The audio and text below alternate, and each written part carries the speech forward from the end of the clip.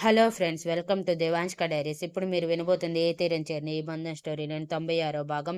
మోక్ష ఫ్రెండ్ చెప్పిన దానికి ఇద్దరు షాక్ అయి ఒకరి మొహం ఒకరు చూసుకొని, ఇది మన విషయంలో ఇంతలా ఇన్వాల్వ్ అయ్యి మన గుట్టు రట్టు చేస్తుందని ఊహించలేదు మోక్ష. అయినా అసలు దీనికెందుకు మన గురించి అని మణికర్ సీరియస్గా అన్నాడు. ఇప్పుడు అది కాదు ఇంపార్టెంట్ మణికర్. హారిక మన గురించి ఎంత పెద్ద రచ్చ చేస్తుంది అన్నది ఇంపార్టెంట్. ఇంటికి వెళ్దాం పదా అని అంది. ఇంటికి కాదు, హాస్పిటల్కి వెళ్దాం. నీకు తగిలిన దెబ్బలకి ట్రీట్మెంట్ తీసుకొని అప్పుడు ఇంటికి వెళ్దాం. ఈరోజు హారికతో అటో ఇటో తేల్చేస్తాను. నిన్ను ఇంతలా కొట్టడానికి దానికి ఎంత ధైర్యం అని కోపంగా పళ్ళు నూరుతూ చెప్పి మోక్షని రెడీ అవ్వమని మణికర్ కూడా కష్టంగా డ్రెస్అప్ అయ్యాడు.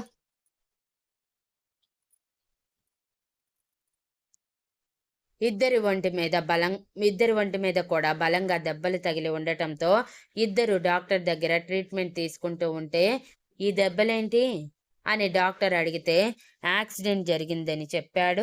మణికర్ నిజం చెప్తే వాళ్ళ మొహానే ఉమ్మి వస్తారని తనకి తెలుసు కాబట్టి.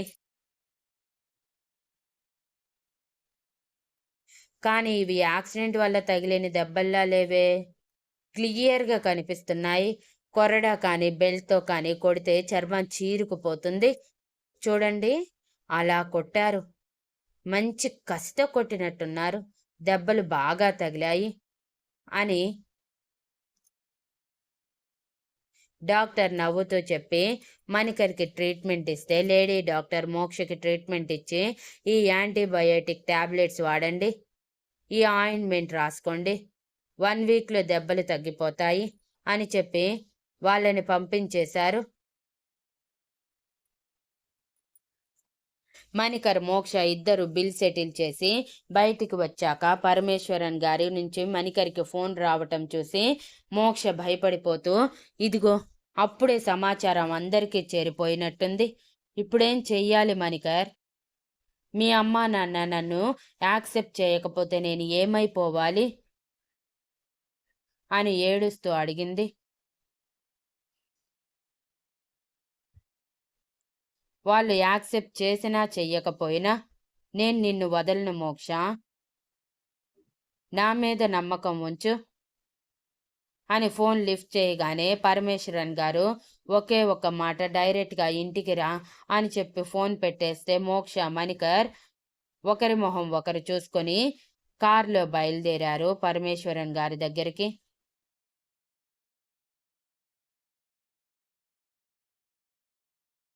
అపార్ట్మెంట్ నుంచి బయటికి వచ్చిన హారిక పోలీస్ కంప్లైంట్ ఇద్దామని అనుకుంది. కానీ యశస్విని చూసి ఆ ఆలోచన విరమించుకొని ఎలాగైనా తన భర్తని మార్చుకొని సరైన మార్గంలో పెట్టాలని ఫిక్స్ అయ్యి డైరెక్ట్గా పరమేశ్వరన్ గారి ఇంటికి వెళ్ళింది.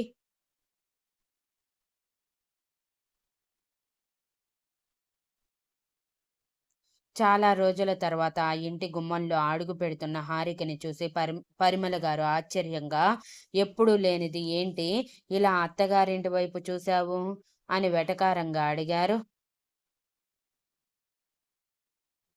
మీ కొడుకు చేసిన నిర్వాకం వల్ల మీ చి వాడిలాంటి వాడిని ఎలా కన్నారు మీరు?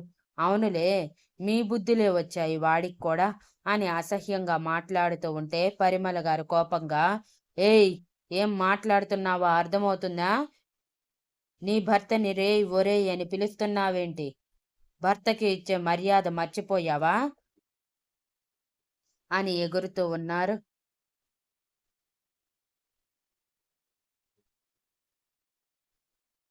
హారిక నిర్లక్ష్యంగా ఆవిడ వైపు చూస్తూ, వాడి చేసిన పనికి మర్యాద కాదు, కొంచెం ఎండ్రిని పోసి చంపెయ్యాలి వెధవ, రానివ్వండి చెప్తాను అని తన ఫోన్ తీసుకొని పరమేశ్వరన్ గారికి ఫోన్ చేసి, మావయ్య మీరు ఇప్పటికిప్పుడు ఇంటికి రావాలి, అలానే మీ కొడుకుని కూడా ఇంటికి పిలవండి. వాడు చేసిన నీతిమాలిన పని మీకు తెలుస్తుంది. నాకిప్పుడు న్యాయం కావాలి, లేదంటే మీరందరూ రోడ్డు మీద ఉంటారు అని ఎప్పుడూ లేనిది హారిక చాలా కోపంగా మాట్లాడింది.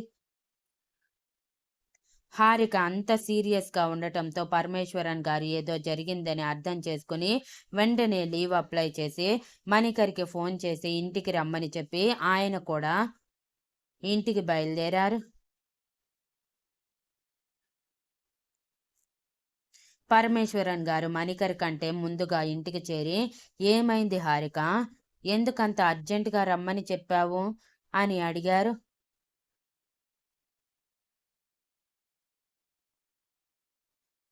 మీ కొడుకుని రానివ్వండి మావయ్య, మీ కొడుకుని కూడా రమ్మన్నారా మావయ్య అని హారిక కోపంగా సోఫాలో కూర్చొని అడిగింది. హా, చెప్పాను, కానీ అసలు ఏమైందో చెప్తేనే కదా మాకు అర్థమయ్యేది అని అసహనంగా అన్నారు పరమేశ్వరన్ గారు.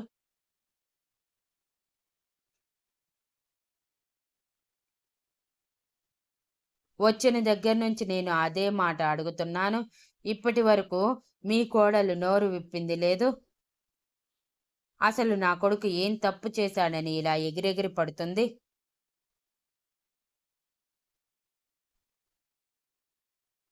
అని అరుస్తుంటే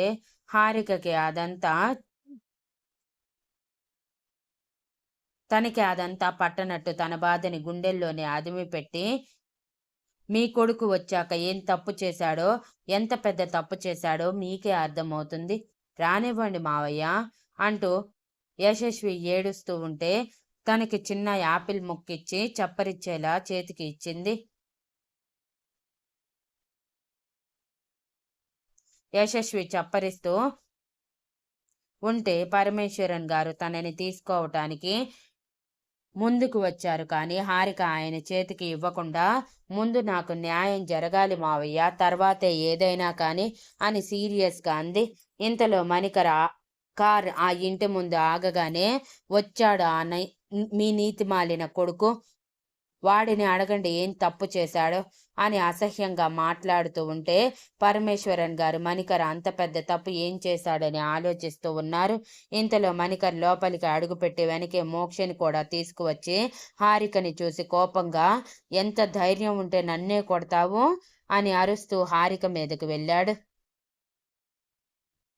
తన మీదకి వస్తున్న మణికర్ని హారిక చేదరింపుగా చూస్తూ ఎదురుగా ఉన్న ఫ్లవర్ వాస్ చేతిలోకి తీసుకుని, నా దగ్గరికి వచ్చావంటే భర్తవని కూడా చూడకుండా తల పగలగొడతాను, ఏమనుకున్నావో, ఇన్ని రోజులు నువ్వు ఆడించినట్టు ఆడిన హారికని కాదు ఇప్పుడు అని నిప్పులు కక్కుతున్న కళ్ళతో అంది.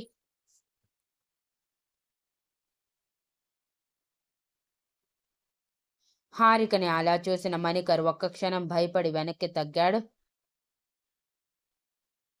పరమేశ్వరన్ గారు కోపంగా మణికర్తో, అసలేం జరిగింది మణికర్, ఎందుకు హారిక అంత కోపంగా ఉంది,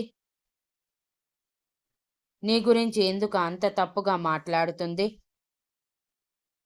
ఏం తప్పు చేసి చచ్చావురా అని అరిచారు. నేనేం తప్పు చేయలేదు నాన్న, నేను ప్రేమించిన అమ్మాయితో లివింగ్ రిలేషన్షిప్లో ఉన్నాను, దానికి హారిక అంత ఎత్తున ఎగురుతుంది అని కోపంగా పళ్ళు నూరుతూ అన్నాడు.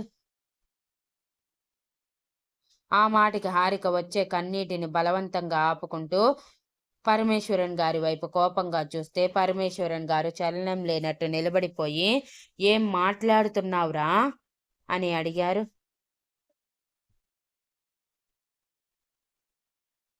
అదేమీ అర్థం కాని పరిమళ గారు, ఏం జరుగుతుంది ఇక్కడ అని అడుగుతుంటే మోక్ష భయంగా తలదించుకొని నిలబడి ఉంది. మణికర్ మోక్ష భుజం చుట్టూ చేయి వేసి దగ్గరికి తీసుకొని, ఈ అమ్మాయిని నేను ప్రేమిస్తున్నాను అమ్మా, హారికకి విడాకులు ఇచ్చి మోక్షని పెళ్లి చేసుకోవాలని అనుకుంటున్నాను అని అందరి ముందు సిగ్గు లేకుండా అన్నాడు. పరిమళ గారికి తల తిరుగుతున్నట్టు ఫీలింగ్ కలిగి, ఏం మాట్లాడుతున్నావురా, నీకు ఆల్రెడీ పెళ్ళయ్యింది, ఒక కూతురు కూడా ఉంది, అది మర్చిపోయి మరో అమ్మాయిని పెళ్లి చేసుకుంటానని ఎలా అంటున్నావు అని అడిగారు. మోక్ష ముందుకు వచ్చి, నాకు ఎవరూ లేరు ఆంటీ. చిన్నప్పుడే అమ్మా నాన్న చనిపోయారు. నన్ను పెంచిన నానమ్మ రీసెంట్గానే చనిపోయింది. నా కోసం అమ్మా నాన్న బాగానే పోగు చేసి పెట్టారు. దాదాపు 1,00,00,000 పైనే నాకు ఆస్తి ఉండొచ్చు, కానీ నాకు పిల్లలు పుట్టే అవకాశం లేదు.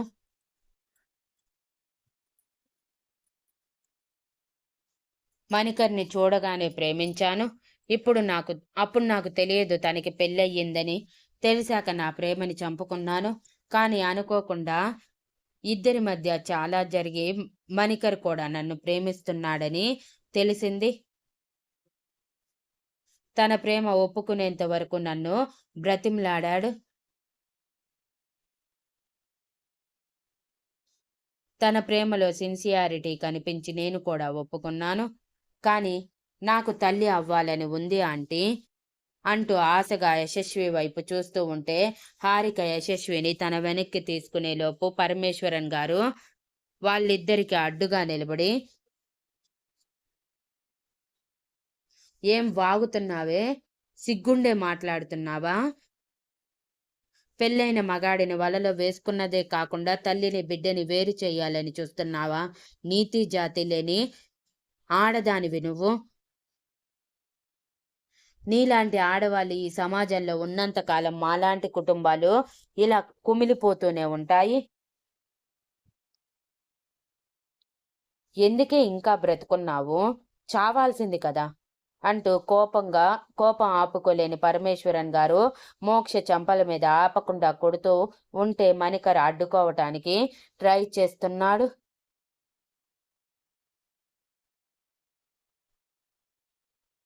పరిమళ గారు మాత్రం మోక్ష చెప్పిన ₹1,00,00,000 దగ్గరే ఆవిడ మెదడు ఆగిపోయి, ₹1,00,00,000 అంటే నేను కలలు కన్నవన్నీ నా సొంతమవుతాయి అని ఊహల్లో తేలిపోతూ ఉన్నారు. మణికర్ మోక్షని విడిపించాలని ట్రై చేస్తున్న పరమేశ్వరన్ గారు మొదటిసారి అంత కోపంగా కొడుతూ ఉండటంతో ఇక ఆగలేక పరమేశ్వరన్ గారి గుండెల మీద చేయి వేసి ఆయన్ని వెనక్కి తోశాడు.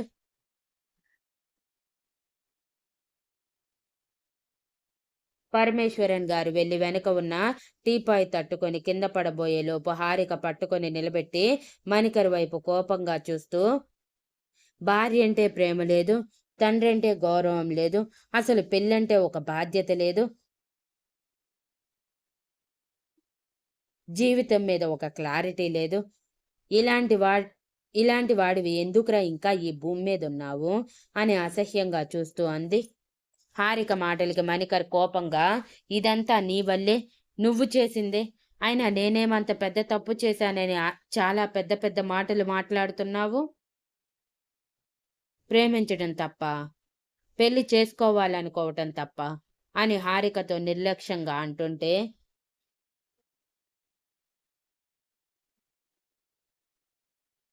హారిక మళ్ళీ ఏడుస్తూ పరమేశ్వరన్ గారి వైపు చూస్తూ, చూశారా మావయ్య గారు, వీడిని నమ్మి పెళ్లి చేసుకుని ఇంత దూరం వచ్చినందుకు నాకు చాలా పెద్ద బహుమతి ఇచ్చాడు కదా అని కన్నీళ్లతో పేలవంగా నవ్వి, ఇలాంటి వాడిని ఎలా కన్నారు? ఎంతైనా మీ ఆవిడ పెంపకంలో పెరిగినవాడు కదా, అందుకే ఇలాగే నీతి మాలిన కుక్కలా తయారయ్యాడు అని అంది. ఏం వాగుతున్నావే అంటూ మణికర్ తన మీదకు వెళ్లేలోపు పరమేశ్వరన్ గారు ఆవేశంగా హారిక చెంప మీద కొట్టి, నా కొడుకుని కుక్క అంటావా? నీకే సిగ్గులేనిది. వాడు వద్దంటున్న వాడిని పట్టుకుని వేలాడుతున్నావు.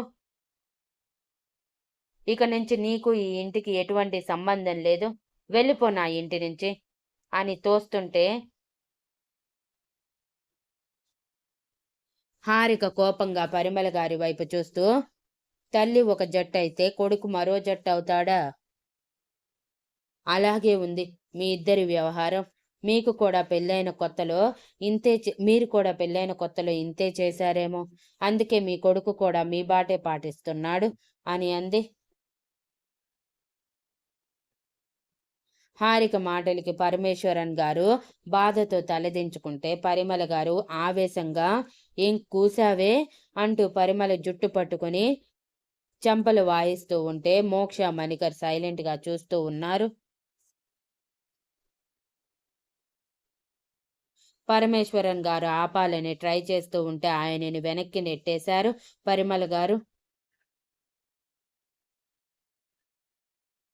హారిక కోపంగా యశస్విని కిందకి వదిలి ఆవేశంగా పరిమళ గారి జుట్టు పట్టుకొని తల వెనక్కి వంచి, అసలు నీ కొడుకుని కాదే నిన్ను కొట్టాలి అంటూ ఆవిడ చెంపలు ఆపకుండా కొడుతూ ఉంది. హారికలో అంతటి ఆవేశం చూసిన పరమేశ్వరన్ గారు భయంతో ఒక అడుగు వెనక్కి వేస్తే మణికర్ కోపంగా హారికని వెనక్కి తోసి, ఎందుకు ఇంత బీభత్సం చేస్తున్నావు? నేను అన్న దాంట్లో తప్పేం లేదు కదా. విడాకులు ఇస్తాను, నీ దారి నువ్వు చూసుకో అని చెప్తున్నాను. నీకేం వయసు అయిపోలేదు. కావాలంటే మరో పెళ్లి చేసుకొని మరో బిడ్డని కను. ఎందుకు ఇలా ఆయన దానికి కాని దానికి బీభత్సం చేస్తున్నావు? పో నా ఇంటి నుంచి. ఈ రోజు నుంచి నీకు ఈ ఇంట్లో ఎటువంటి స్థానం లేదు అంటుంటే పరమేశ్వరన్ గారు కోపంగా, తనకి కాదురా మీకు స్థానం లేదు నా ఇంట్లో. వెళ్ళిపోండి నా ఇంట్లో నుంచి. మీలాంటి వాళ్ళు నా ఇంట్లో ఉంటే నా ఇల్లు మలినం అయిపోతుంది అని మోక్ష వైపు కోపంగా చూస్తూ, నువ్వొక ఆడదానివి. ఛీ, ఆ మాట అనటానికి కూడా అసహ్యంగా ఉంది. ఏదో ఒకరోజు నా కోడలికి అన్యాయం చేసినందుకు తప్పక అనుభవిస్తారు అని ఆవేశంగా అంటూ హారికతో, నువ్వు లోపలికి వెళ్ళు తల్లి అని అన్నారు. వెళ్ళను మావయ్య. ఇక్కడికి వస్తే మీ కొడుకు మారి ఈ బజారు దాన్ని వదిలేసి వస్తాడేమోనని ఆశపడ్డాను. కానీ అదేమీ ఇక్కడ జరిగేలా కనిపించటం లేదు. న్యాయం కోసం ఎక్కడికి వెళ్ళాలో అక్కడికే వెళ్తాను అని ఆవేశంగా చెప్పి తన కూతుర్ని తీసుకొని గడప తాటుతూ ఉంటే, ఎక్కడికే, నా కూతుర్ని నాకు ఇచ్చేయి అని కోపంగా అన్నాడు. నీ కూతురు కాదు, నా కూతురు. దానిని కన్నది నేను, పెంచింది నేను. ఇంతవరకు దాని బాగోగులు చూసింది నేను. ఏ ఒక్కరోజు దానిని సరిగా పట్టించుకున్నదే లేదు నువ్వు. అటువంటిది నీ కూతురు ఎలా అయ్యింది? నీకు దీనికి ఖచ్చితంగా శిక్ష పడి తీరుతుంది. చూస్తూ ఉండండి అని మోక్ష ఆవేశంగా పలికి బయటికి వెళ్ళింది. Thank you for listening and please like, share, comment and subscribe.